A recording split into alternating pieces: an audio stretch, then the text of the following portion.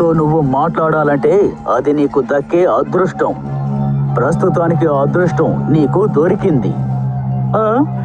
నువ్వు నిజంగానే మహాన్గా ఉండొచ్చు. ఎందుకంటే యజమానుడు నీ మీద ఎక్కేసి అటువైపు ఇటువైపు వెళ్తారు కదా అన్యాయంగా. అందుకోసమే నువ్వు మిగతా వాళ్ళని తక్కువ అంచనా వేస్తావు మిత్రుడా. నేనేమి నీలా కాదు, నాది రాజవంశపు రక్తం. కాబట్టి నాతో మాట్లాడేటప్పుడు ఒళ్ళు దగ్గర పెట్టుకొని మాట్లాడు. నేనేమి నీకు అసలు మిత్రుని కాదు, తెలుసుకో.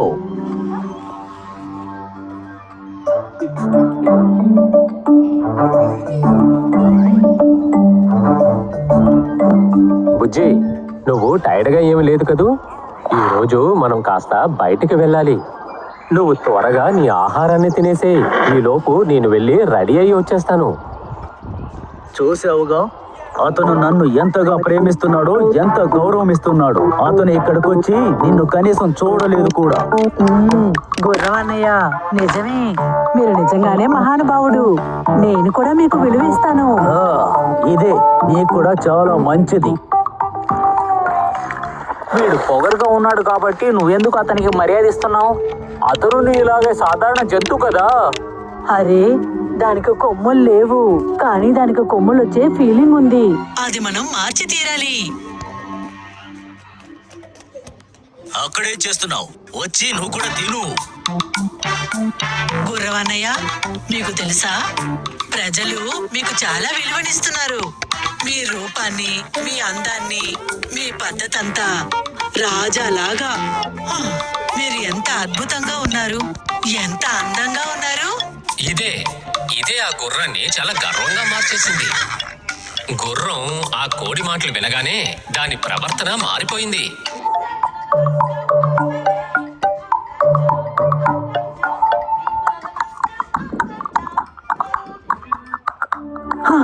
దీని ప్రవర్తన చూసావా? నేను అస్సలు ఓర్చుకోలేకపోతున్నా. అరే అవునక్క, ఈ గుర్ర చేసే విధానం, దాన్ని పొగర్ని చూసి నేను చాలా బాధపడ్డాను. ఇక్కడ ఇంకే గుర్రాలు లేవని అది మనసులో అనుకుంటుంది.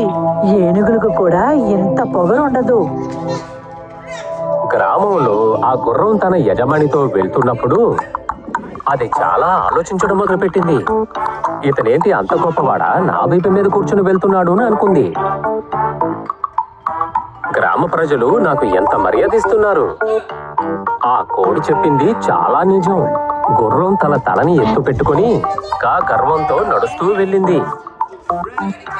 ఆ తెలివి తక్కువ గుర్రం ఇంకేమనుకుంటోందంటే గ్రామ ప్రజలు తనకి దండాలు పెడుతున్నారు అనుకుంది. ఈ విధంగా గుర్రము తన యజమాని బజారుకు వెళ్లారు. ఎక్కడికి వెళ్ళినా అందరూ నన్నే చూస్తూ ఉన్నారు. ఇక్కడ ప్రజలు జీవించడం చాలా చాలా కష్టమనే చెప్పుకోవాలి. నా పక్కనున్న ఆ పెద్ద ఆయన ఇప్పుడు ఎక్కడికి వెళ్ళాడు?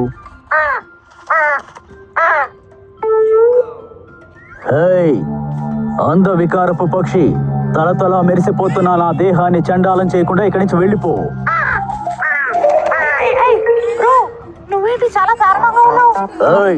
ఆ మాట చెప్పడానికి నువ్వెవరు? సార్, మీరు విన్నారా? మన చోటుకు వచ్చి మన గురించే మాట్లాడుతున్నాడు తెలుసా?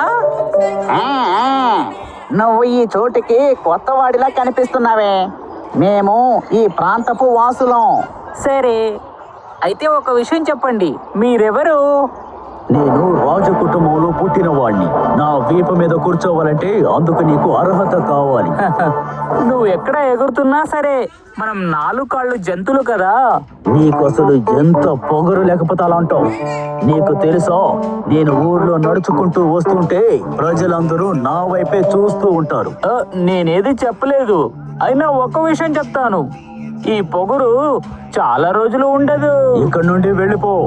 నేను బయలుదేరాల్సిన సమయం అయ్యింది. నన్ను కలిసి నాతో మాట్లాడినందుకు నువ్వు చాలా గర్వపడాలి. నువ్వేంటో నేను కూడా చూస్తాను. సార్, వీడిని వదిలేయండి సార్, మనం వెళ్దాం.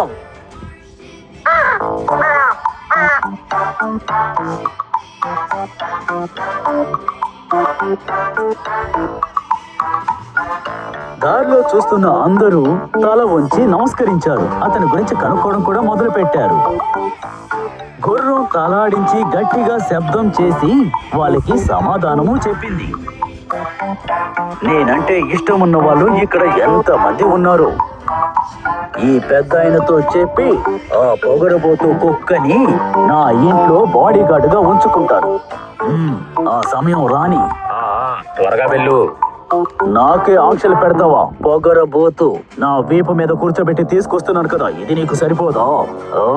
పొగరు చాలా ఎక్కువైంది. నన్నే నువ్వు గాయపరుస్తావా? నేను ఎవరో నీకు తెలీదా? ఊరంతా నాకు తల వంచుతోంది. ఇప్పుడు నేను నా బలాన్ని చూపించాల్సిన సమయం వచ్చింది.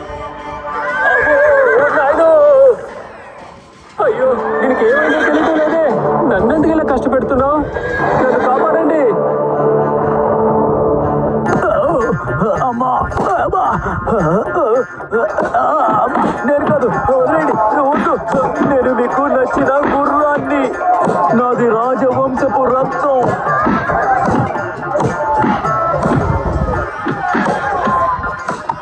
పాపం ఆ గుర్రం భాషని ఆ ప్రజలు అర్థం చేసుకోలేకపోయారు. గ్రామ ప్రజలు ఏమనుకున్నారంటే ఈ గుర్రం చేసే శబ్దం చాలా అపాయకరమైనదని. అందుకే ఆ గుర్రాన్ని కొట్టి అడవిలోకి పంపించేశారు.